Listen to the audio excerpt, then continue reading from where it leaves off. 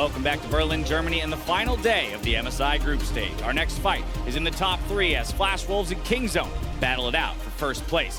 The 3 of you at the top of the day had predicted Kingzone to win this game. So, Jad, I'm actually going to shoot it over to you first. How does Flash Wolves respond and recover from losing their last 3? Yeah, not going to change my prediction for this one because of the way Flash Wolves looked like they were playing a little bit scared against Team Liquid, like they were afraid of losing that top spot. But for them to win, I actually think they can go with a very similar draft. I liked the fact that they had a range support. Betty actually was able to get some lane priority bottom.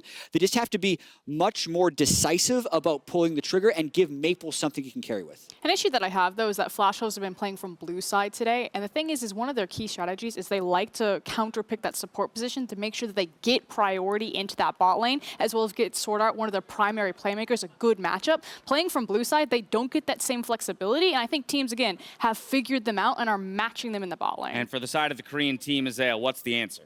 I mean, honestly, I think it's more playing through Prey. This guy has been such a monster in the tournament. You know, we were kind of talking on the desk, who would be the MVP of the tournament so far? For me, he's certainly up there as one of the candidates, if not just the flat-out MVP. I think that you get Prey one of his comfort picks, you build a composition around him, because Khan has not been doing it for Kingzone in this tournament. Put him on a tank, you know, allow Cuzz to do what he does, and enable your bot lane carry, because that guy is a monster. And if you get to the mid-game and Prey is even with the opponents, I expect them just out team fight. And the thing is while we look at Prey, then you also have to look at like Maple as one of the primary carries and expecting him to get to that bot lane. But with Cuzz and BDD starting, it's like a completely different BDD. We're finally seeing that LCK MVP take the stage. And again, I feel like this is the proper jungle matchup to take into this to shut down Maple and put BDD in a comfort zone. Yeah, and if we look at what's happened recently, no more Kai'Sa, please. Yeah. Because Flash Wolves found a successful game picking Kog'Maw into Kai'Sa. But all the Kai'Sa teams have been doing is matching with a range support, getting them through the laning phase just enough, and it's been crushing. So please, Flash Wolves, do not think Kog'Maw is the Kai'Sa counter again. And it's really interesting to me because, you know, you're talking about the success that BDD has had with Cuzz. He said the difference between the two junglers, he gets to tell Cuzz what to do. So they are more on the same page, they are more in sync, and BDD can shine. Well, one of these teams will be out of the battle for first after this game. Let's see who comes out on top as we leave it to Freak, Papa Smithy, and Officio. Thank you very much, Dash. Welcome to the caster desk. As he mentioned, a battle for first place. This is step 1. Winner is alone at 7 wins. Loser, of course, can't make first place anymore. They're out at, the regular group stage is over. RNG can tie at first if they beat Liquid an hour from now. That's the battle. First place, decide your first round opponent and get that run into the finals. And the fun thing here is that Cuzz is playing compared to the last time I was mentioned already. He very much follows his team's calls a lot more clearly. Peanut has an idea of how the game should be played. His game sense has been a bit off this tournament. We'll see him again in the best of 5s if you're asking me. But for now, they'll keep it simple and keep it Cuzz. One thing I always hope to see when I get Cuzz in the games is something where you can start fights. Because that's kind of what it's been doing so far. The Zac game yesterday was spot on. The Camille today, some issues in the early game, but I think he got his revenge later on in the game. He was the one forcing a lot of fights in that mid lane. And with Kai'Sa, and predictably Ezreal probably going to join Kai'Sa on the ban list, I actually want to see something out of Khan or BDD. And the reason why I named Khan in particular is that when he was seen as the slayer of top laners, that was when Cuzz was in the team and was largely targeting top side. He's been much more team focused, a lot more gangplank, a lot more standard in 2018. Whereas with Cuzz, that's when his name really put fear into the minds of a lot of other opponents. Well, Jace getting banned here. We have to remember the last time these two teams played each other, Hanabi grabbed the Yasuo top lane against the Gnar and carried the game. Yes. I think he's ready for Khan to want his revenge, and he just very early on in the draft removed that Jace. Vladimir off the table as well, and even though we consider Khan a top lane carry player, or at least can do that, it's been more on the fighters than the mages. Generally speaking, of course, BDD a great mid laner as well, but that Vladimir I do believe was not a bit of a bad look for Khan when he played it earlier this tournament. Regardless, one more ban to come through for Kingzone. Rakan off the table, but Varus, Betty's most favorite champion, as my words escape me, still on the table.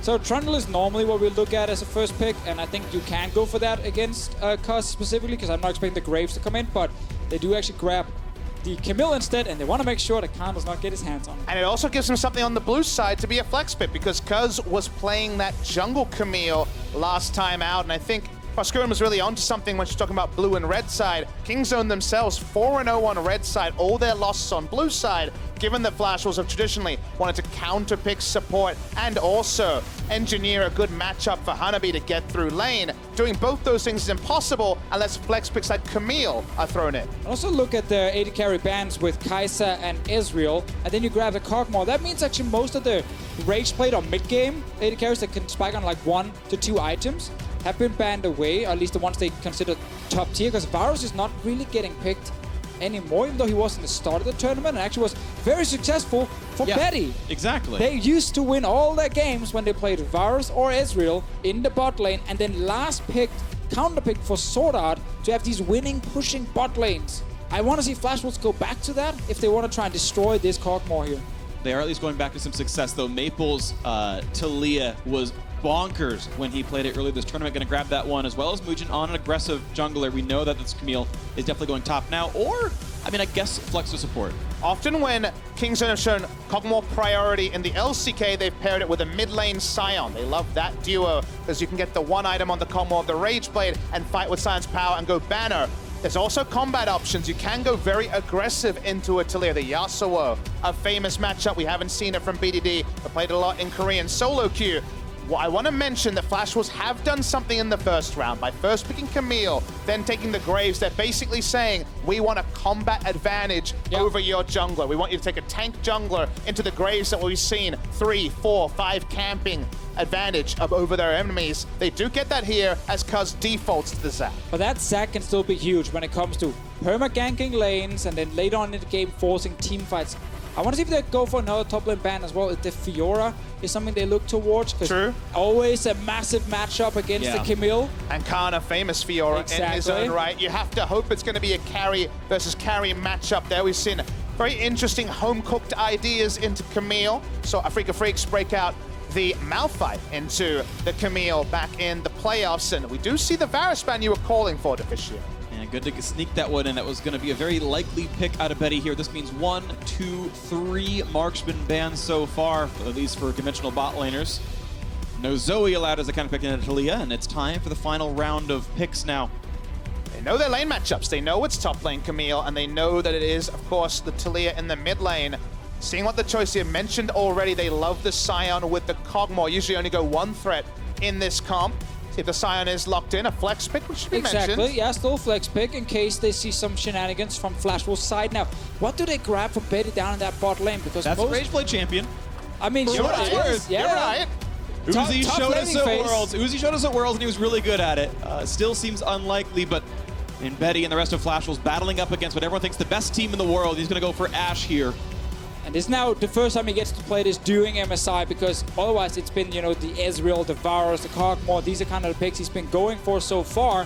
It is now a crit AD carry on his side, but it is an AD carry that's very strong early on in the laning phase, and it could still be try and win bot lane. The identity of the LMS squad is very clear. They have Hawkshot, they have an invading jungler. They've denied and forced Cuzz onto a tank. I mentioned the Yasuo. They're gonna do it. Okay. They're going mid lane Yasuo here, you would have to think.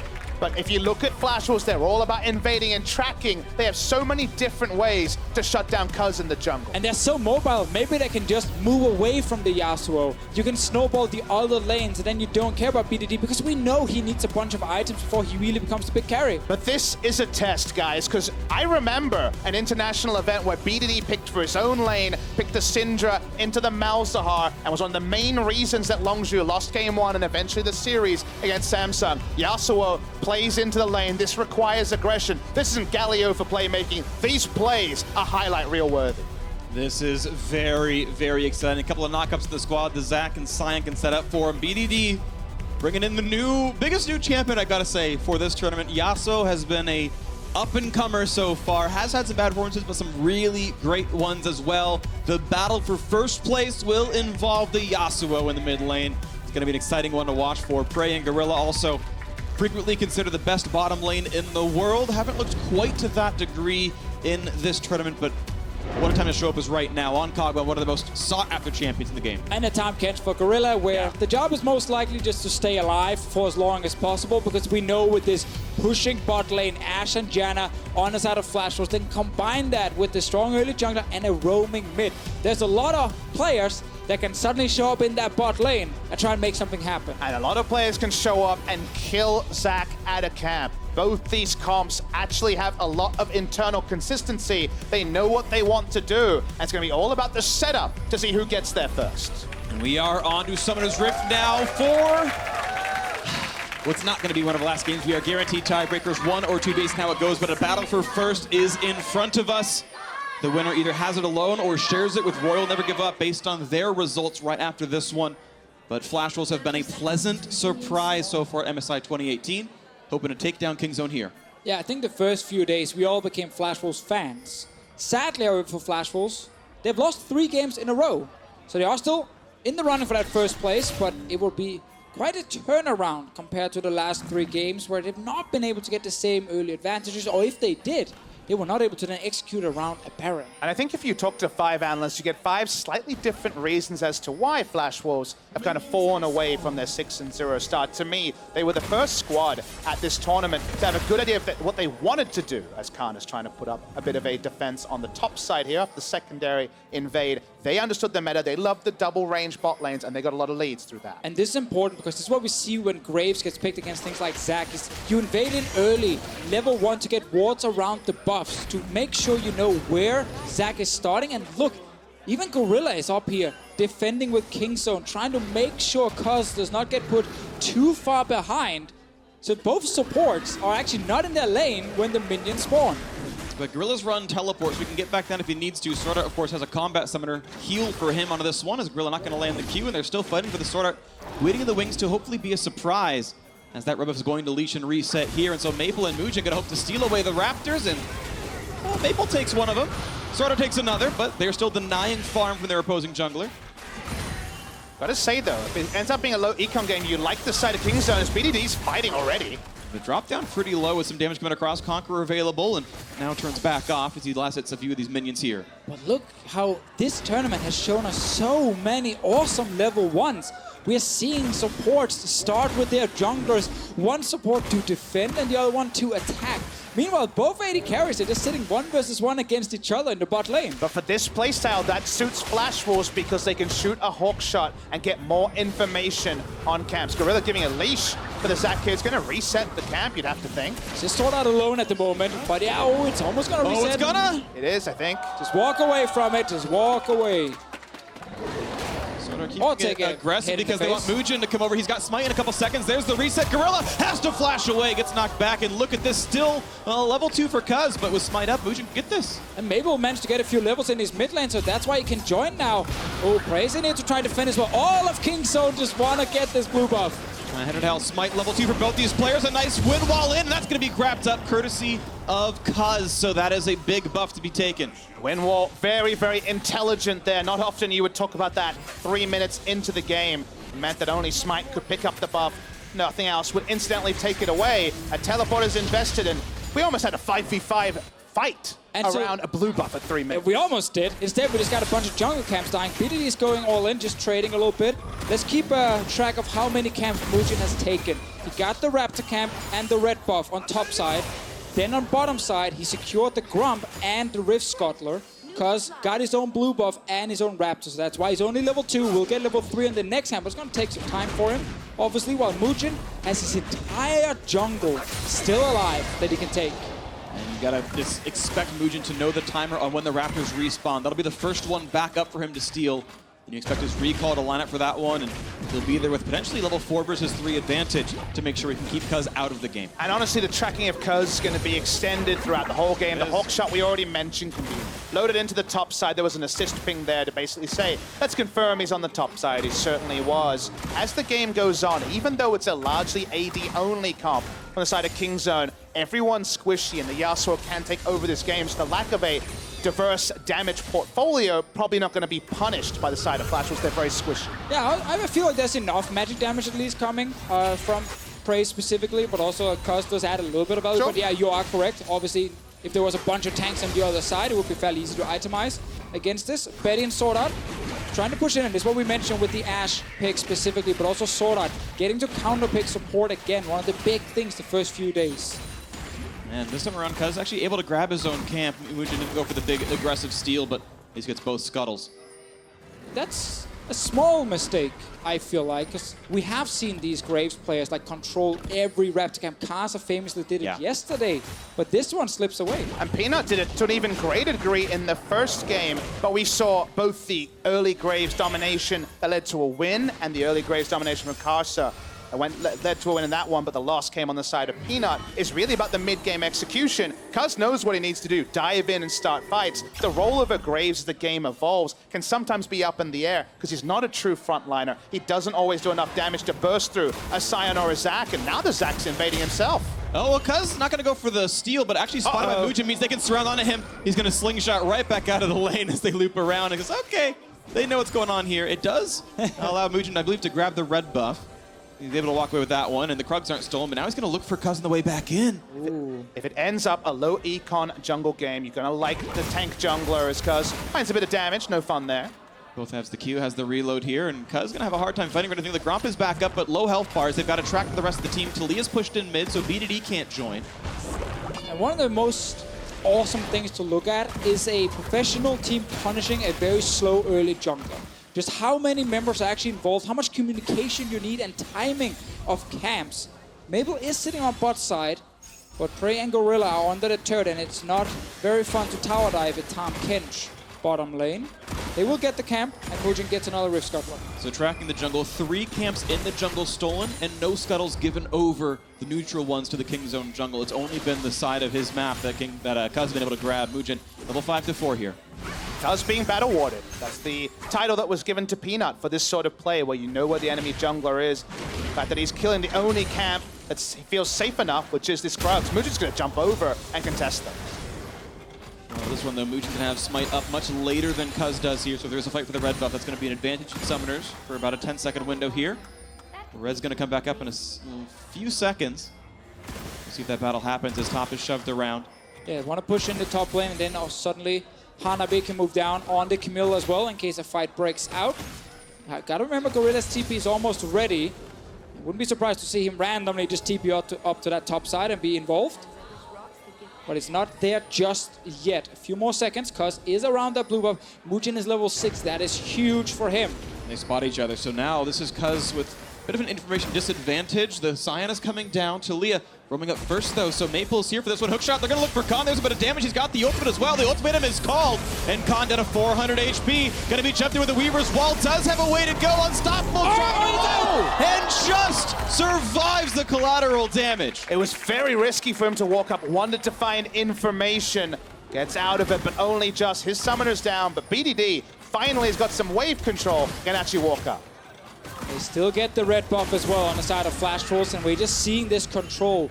Notice how the goal is always to push the lanes first so that your solo laners are able to walk into this jungle and team up with the jungler itself without having to lose suddenly an entire wave of minions and fall behind themselves. So very good play so far, Moojin, on this Graves here. It was just locked in even before we saw the jungler. He knew, Cuzz is going to play a tank, I'm fine with this. Well, because they first picked the Camille as well, which is the champion that we did see Cuzz play that straddles the line a little bit more of a ganking jungler who can duel. There wasn't really that much left open in the effective Cuzz champion pool, which of course is implied. He hasn't played many professional games.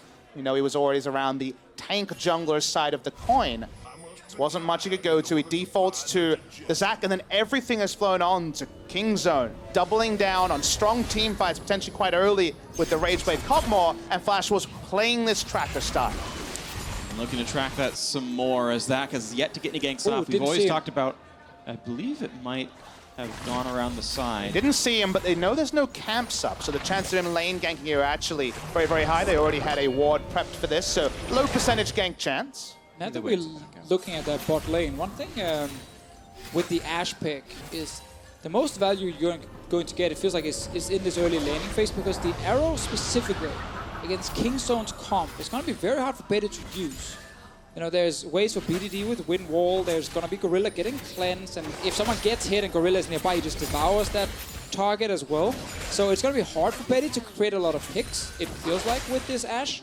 But obviously the damage, if she gets to stand still in a fight later on, I mean, Freak, you can definitely talk about, you know, Ashe fully stacked up. It's actually pretty decent. People think she's more of a utility, but she can actually deal a lot of damage. Yeah, the downside on her damage is you have to attack 4 times before you get to turn on your steroid, and she's no escape, which means your positioning requirements are so high, you're often shut out of the fight. Either way, though, a good fight is always great for Ashe. Quick Mount Drake pick up here. Flash Wolves continuing their bot pressure and jungle smashing, getting the first objective of the game. And you do feel like Betty was probably caught between Ashe and the Varus that we already discussed, but the Varus was banned away. If it was picked here, would have played a bit more to lane. At least with the Ashe, they basically made Moojin's job as easy as possible. As the safest invade you could ever ask for when the Hawk Shot is thrown in. Haven't talked much about BDD, but he's looking for a trade. Gonna have a fight here. Slingshot's coming over. Not gonna find the knockups just yet. Windwall gets rid of some of what Moojin wants to do and pulls him back in. Ashe Arrow's gonna land though, and it stops him in his tracks, push them right back in, and the health bar's so low. This guy's got to run away. Moojin joining all the heals are there, but they split blobs up, and the TP is up there if they need Khan to save him. Down very low, not going to burn the spell. First blood goes through to Moojin. And the Ashe Arrow was so critical. A 3-second stun. Stop the Yasuo doing any more damage. Perhaps from both sides. Not faster for Gorilla, even with the Abyssal Voyage. And Flash Wolves, they're going to keep pushing. Oh, Tornado's coming. SwordArt's going to find an almost knock up. The Windwall's there, and very fitting the type bonus is in. The end they get to defend, BDD and the rest of King Zone. Actually, we see Flash Wolves still staying around. Betty is out of mana, but Moojin, he's looking at them Raptors. And a TP in for the flank. This could be a very important fight now for King Zone. Looking to pull the trigger onto this one. BDD has a knockup available. The ultimate not quite up, but he's going to find some damage. Moojin caught out, kicked down, and Prey gets one on the scoreboard. They just assumed that the battle was over. It was not. Maple bot lane's not joining. Nice job right there. Prevented the cancel on the knockup, forcing a flash of the SwordArt. Really nicely done. These Windwalls have been on point for BDD. But it's the first time we're seeing a disconnect in the playstyle there. Maple was not supporting jump in and steal away the Raptors. They make a solo play. They could not have their mid laner there. And the teleport from Khan, intelligent to actually shut down something. Yeah, that one definitely surprised Flash Wolves, but the whole fight that just started with the 2v2 in mid lane, just when we mentioned how hard it's going to be for Betty to use, he's all in. Stun is in. Prey's going to have to get to Gorilla. Flashes in and jump right back out. A trade of flashes, though. Not the end of the world either side. Oh, Prey might be the next target then if we get another fight here, because Mabel's ulti is ready. If he can go towards that lane and Gorilla cannot safely get them out, that's a kill. We get the 2v2 trade, all in. Nice windwall coming from BDD, and nice setup from Cuzz, but then the arrow coming from the bottom lane, smack into the behind here of Yasuo, and suddenly he can't actually kill Mabel. So often when you have both bot laners reacting, the Tahm with the Tahm Kench will react first. In this case, the global was more important. And even with a teleport on the Blobless, it's not possible. Sion was under turret. They wouldn't have been able to keep alive, Cuzz. Anyway, it's going to be some more lane pressure. Flash Wolves have bot lane on about 5 HP right now. Maple had shoved that one in a second ago, and they're sending the troops over. We'll see if they can donate the gold to the proper sources. I hope SwordArt doesn't steal it all.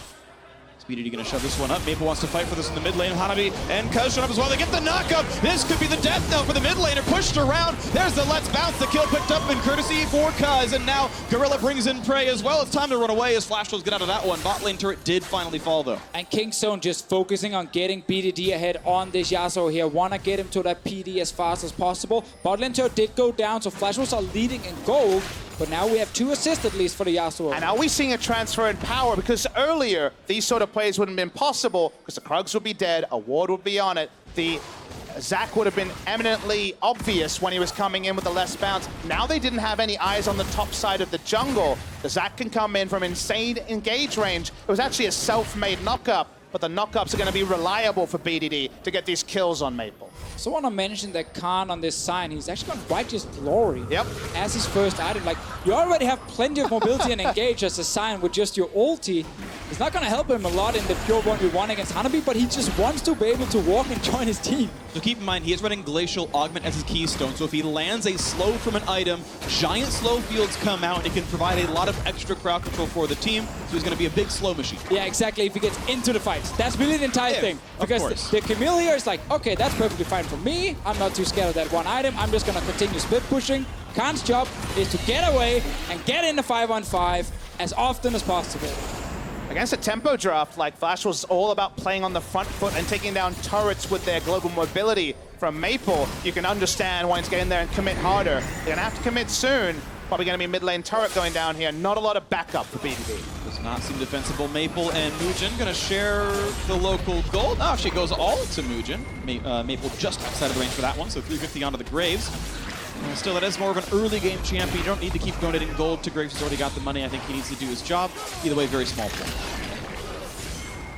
BDD starting to get there. No Phantom Dancer still. We know that Yasuo turns on with that one item to begin. No turrets for King Zone because aggressive vision, well, they've been fighting for defensive vision. So getting vision in front of the river, that's still a pretty sort of task. It's going to take a long time to get there. Yeah, and Cuzz obviously couldn't do much other than actually go mid. And I will give him credit.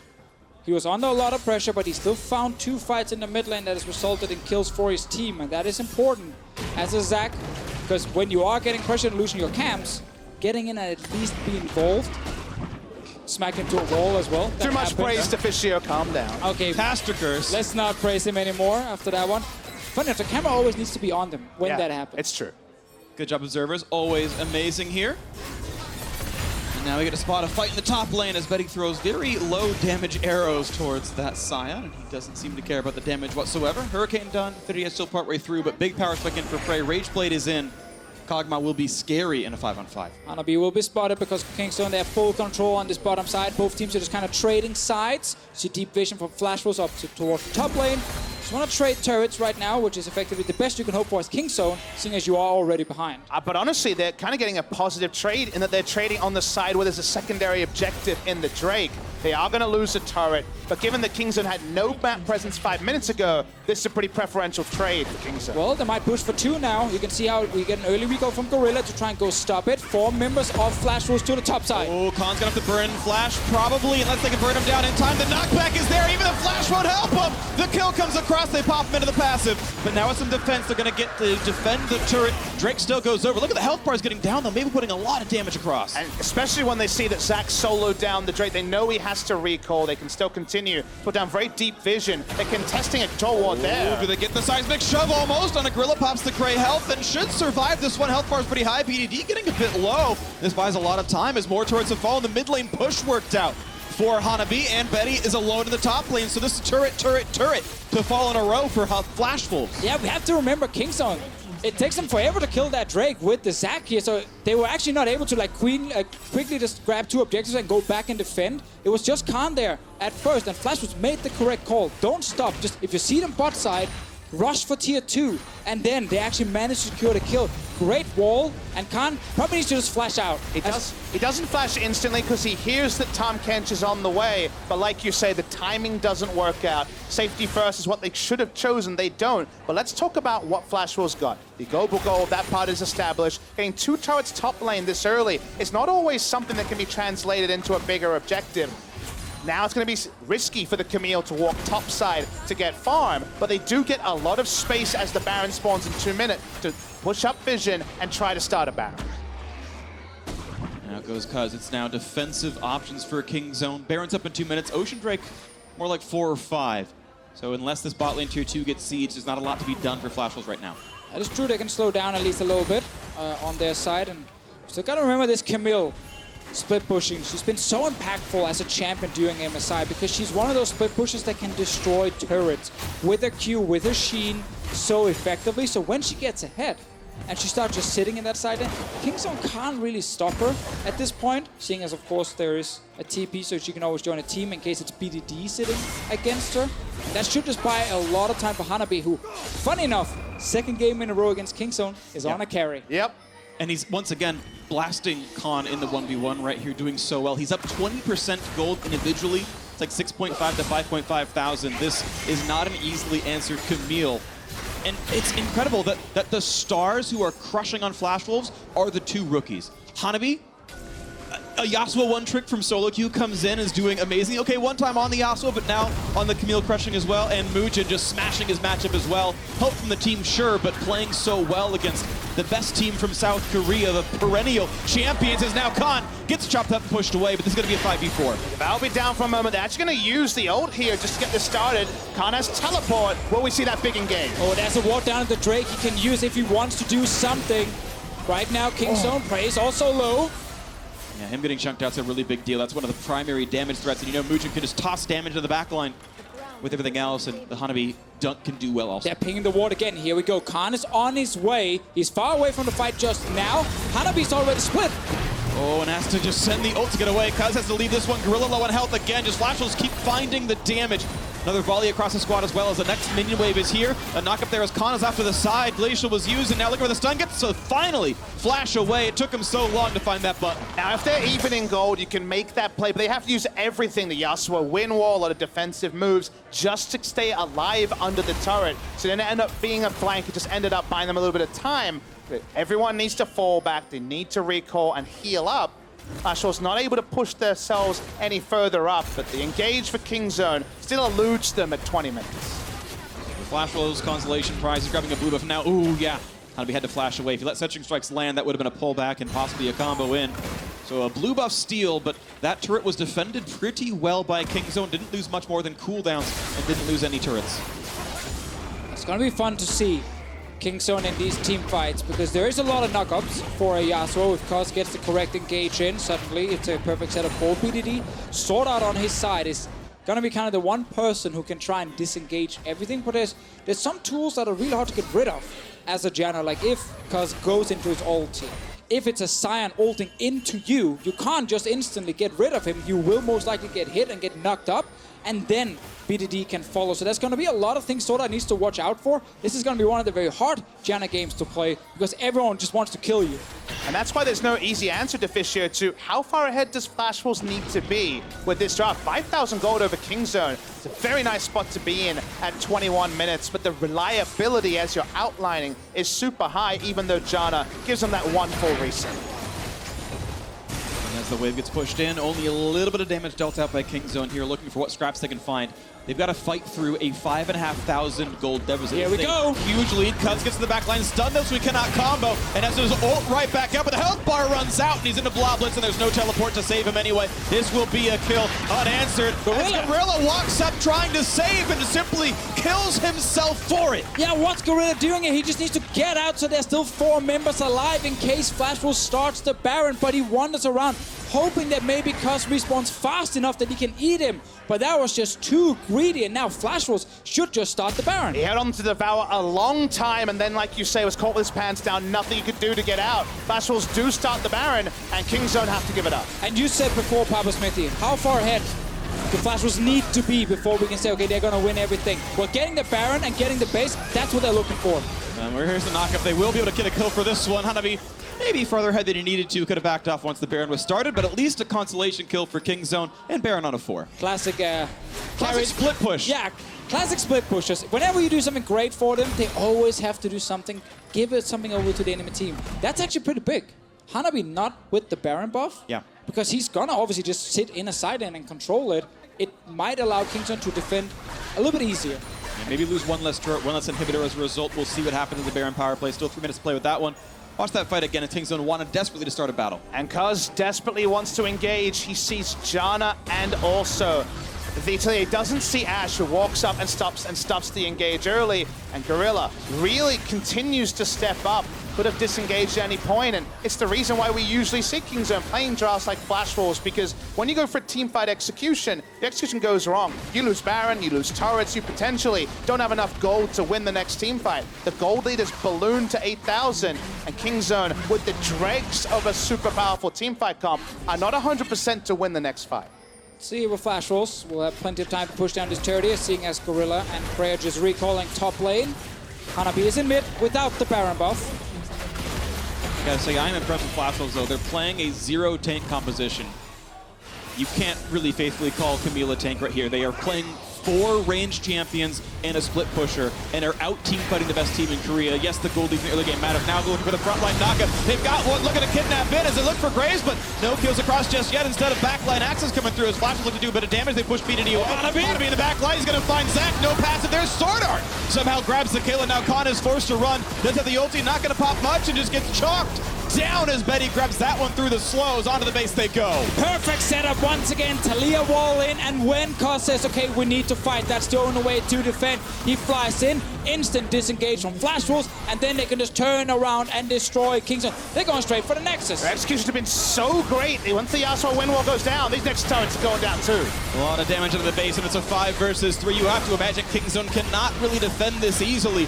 They will kill off the minions and force Flash Wolves to wait a little bit longer, but now a wave in the mid lane means they're going to knock down the second inhibitor turret as well, and the respawn still 10 seconds on Khan. They will play with this 5v4 for a few seconds, but their health bars are low. Be aware of what a re-engage might look like. Out they go. The cannon might die in time. Khan's TP is available. That's why Flash will step away, not knowing exactly where he could TP to potentially start something, but it is a great game from a team that's lost 3 games in a row. Yeah. Who's now bouncing back. Awesome early game with level 1 strategies, SwordArt with his jungler, deny Cuzz. It turns into a fight like this one. They block away Kingzone. Kingzone, no, okay, we gotta fight this one. But the engage is not onto SwordArt, so suddenly now he can shield, he can heal, and the rest of Flash Wolves can step forward and destroy Kingzone. BDD comes in instantly exhausted, no value out of the Yasuo team fighting. And we have to say there's a lot in common with this draft from Flash Wolves and how they were winning games in the first 2 days of this tournament, specifically around early leads. When they got first turret, they were very reliable from ahead. From behind, Hanabi's been caught on Cho'Gath. They've all individually had some pretty poor Baron setups as well. There was no Baron setup needed. They got some kills. They got the first turret and moved forward. And from ahead, Flash Wolves look like their old self. Yeah, it's been great to see SwordArt once again getting a counter pick in the bot lane and actually just perma-pushing with Betty on this Ashe to secure an early turret down there. Now they're pushing it once again. Cuzz is going. Oh, nice knockback there, and they're going to get away from the let's bounce. The Flash was burned. The stun's going to come through. Moojin is going to get that first kill, and no one's going to follow up Khan. It's now a 5v4 without a jungler. Going to be a hard fight now for Kingzone to win. Of course, their base already in shambles. The mid lane very, very low. Hanabi couldn't quite find the inhibitor just yet, but the team is ready to re-engage topside with the Yasuo far away. Good attacks come through for Prey. The heal comes in, though. They might find the re-engage now as Hanabi is around the backside looking for BDD, going to find the stun, and now Khan is going to drop. Gorilla low on health as well. The kills coming through fast and furious, and all of them are going to start dropping now as BDD is alone and cannot win these duels. A 1 versus 2 at the very end of it. Flash Wolves are going to win this game. Kingzone tried something different, but that's what happens when you pick for lane and don't pick for the roaming. BDD couldn't hit the side lanes. He wasn't really relevant this game, and Flash Wolves deserved winners. So Flash Wolves guarantee a high seed in these semifinals. They locked that one in back in day 3. They knew they were in the top 4. It was about playing for seeding. At worst, they're on a tie break for first. At worst in that, they're second place. Of course, depending how the other matches go, they might just secure first place anyway. And they just 2-0'd Kingzone in this group stage. They showed their full control of how to play against this team. So much of it is focused on applying pressure through Moojin here. Always in the jungle. Cuzz grabs that Zac. He already knows he's against the Graves, but he wants it because limited stage games for him here this split. Probably only a few champions he wants to actually play. He wanted some engage. Well, that got punished in the early game. And I just love when a plan comes together. Everything about the Flash Wolves comp was about punishing Cuzz. And by the end, it was sad seeing him a few levels behind, trying to jump in, dying before he can even get out on his ultimate. That's the reality of when you've been counter-jungled as team-wide effectively as what we saw from the Flash Wolves. And that means Kingzone will finish third. Yeah, we also saw in this draft here, Kingzone tried to target Betty down the bot lane. We had so many AD carry bands coming in. They grab an early Kog'Maw, and then Betty. First time we get to see his Ashe here in the group stages. Pushes in that bot lane, lands some really good arrows as well, despite all the problems with the Tahm Kench and a wind wall. Great game from the bot lane of Flash Wolves. Again, highlight SwordArt and his Janna play. Yep, and Betty even topped the damage charts on his team. Honestly, a very well-played game. Flash Wolves are going to be number 1 or 2 at the end of the group stage. We'll see what World Never Give Up can do next, but now we're going to get some thoughts from our analyst desk on that Flash Wolves win. Thank you very much, Freak. Flash Wolves bounce back in their final game of the group stage here to secure themselves at least a tiebreaker for that top spot if RNG is to win the next one against Team Liquid. 2-0 over Kingzone now through the group stage for this LMS squad. Let's talk about the comp they picked for themselves with the Camille in the top lane, carry against Khan on a tank of all things, and then the Ashe for Betty in the bot lane. Frankly, I think they should stick with the carry top laners. After an incredible Yasuo performance, now pulling out the Camille, I just think the vibe works. And, you know, a lot of people going to this tournament are like, Kingzone, probably the only team that can play a triple threat composition, and Flash Wolves just throwing down the gauntlet and say, no, we've got our own ace. And I do really like the Taliyah for Maple as well, being able to get very early lane priority, which I think enabled their jungle invades, but then also just kept them ahead in the roaming game the whole time. It didn't allow what ended up being a slower-paced team composition for Kingzone to ever really get going. Yeah, you talk about invades with lane priority. Let's talk about the level 1 invade, you know, kind of put forward by Flash Wolves and what it did here to this Kingzone squad. This is 2 games in a row now that Flash Wolves have actually executed a very aggressive level 1 that extends beyond that. So they get the Raptors, they get the red, and then they go all the way to blue buff. And even though they don't secure it, the damage is done because look at how much attention Kingzone has to pay to this and how it's all happening on their side of the map. Yeah, exactly. 4 Kingzone members eventually had to come over to actually secure this. Their bottom lane had to fully come up. You know, they brought their mid laner over at one point. Like, it's a tremendous amount of effort and resources actually dumped into this. And meanwhile, Betty was just farming bottom lane, pushing bottom lane out, you know, all by himself. And it's just the confidence now about why priority is so important, while the superior matchup is so important, is because it feels like every single game we are having some sort of level 1 invade that is dramatically turning the tides. Yes, TL were able to climb back from theirs, but this is multiple times that the first step to messing with Kingzone is tripping them up and looking for an invade. And it was really interesting to me because it was one of those games where you want to look at the Kingzone composition. You're like, of course, this is a better team fighting composition. Of course, you know, they're going to win. They're just going to stack armor against these multiple AD carries. You know, Cuzz catches anyone. They're all squishy. They're going to die.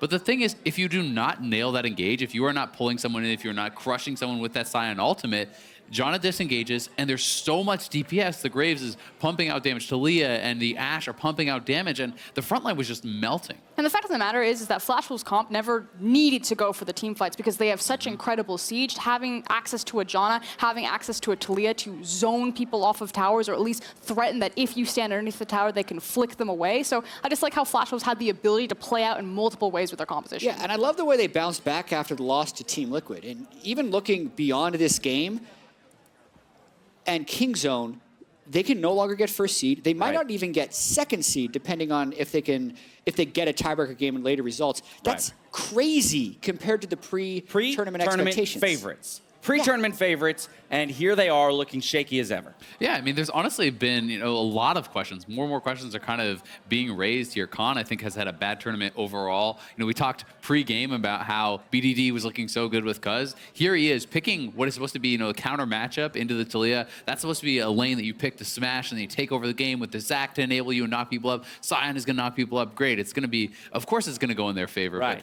BDD was completely absent from the game. He wasn't able to find any effectiveness because it was Flash Wolves peeling them apart. And it feels like that is what you expect Kingzone to be doing, to be pulling teams apart, to be avoiding the engages. And, you know, it was kind of reminiscent, honestly, of Kingzone, you know, playing against TL, I believe, in their last game, where they were the ones kind of like pulling them across the map, never actually allowing them to get those team fights. Right, the theory was there for Kingzone, but the execution was on the side of Flash Wolves here in this game. We'll get some insight, though, on the Flash Wolves win as Shox is ready with their mid laner. Thank you very much. I'm here with Maple, the superstar performer for the Flash Wolves after a 2-0 now over Kingzone in the end. Maple, you guys did lose 3 games leading up to this. What was different coming into today for you guys that you were able to beat Kingzone? 他说：“你们现在对 Kingzone 目前是2-0嘛？那你们在打 Kingzone 之前是连输3场，那可是，在打 Kingzone 这一场之前，你们有做什么不同的准备吗？”主要是把心情调试回来了吧。就是前3场虽然我们都输了，不过就很多选角啊，还有前面的那个扣啊，都可以再改进的，所以我们就把这场就当，因为都已经是最后一场，所以就尽全力来打。So it's about like adjusting our mood and attitude. And I think like our previous 3 games, we had some issues with our ban picks and also early shot calling, and we were able to change that around and take down the game. However, when you look at the entire group stage, the Flash Wolves amazed everyone. You had fantastic performances, and you now lock place 1 or 2 coming out of the group stage, rather, which is a fantastic performance. What does it mean to you to do so well in the first international tournament with this new Flash Wolves lineup? 他说就是你们现在表现是出人意外的，然后因为你们至少就是不管就是应该是拿到第1或第2小组的名次，然后进入4强赛。然后他说，就是对你个人来讲，对带领一个全新的闪电狼，然后在 MSI 表现这么好，是有什么感想吗？有什么感想吗？就换了2个新人嘛，所以原本来这边打的时候，其实还蛮担心，就是怕国际赛的成绩就是比以往来更差。但其实我们换了2个新人都蛮有竞争力，然后就是都打得蛮好的，就是对。So I was kind of worried about our rookies coming in. It's their big first international event, but so far they've been performing really well, and we were able to do pretty good. You have, and you have also been playing like an absolute monster. Would you consider yourself a MVP candidate for the group stage? 他说你个人表现也是非常的突出，那你觉得你会是就是一个大家会认为是 MVP 在小组赛的 MVP 吗？应该还好吧，因为其实出色的表现就是还有很多其他人。I think I did all right. There's also a lot of other really good players. All right, I think you did pretty well. Final question, you now made it to the semifinals at least. Which team would you like to avoid in that best of 5? 所以你即将打4强赛打 BO5，那你比较不想遇到哪一队？其实3队都很强吧，所以其实也没有特别不想要遇到哪一队，就是每一队都很难打。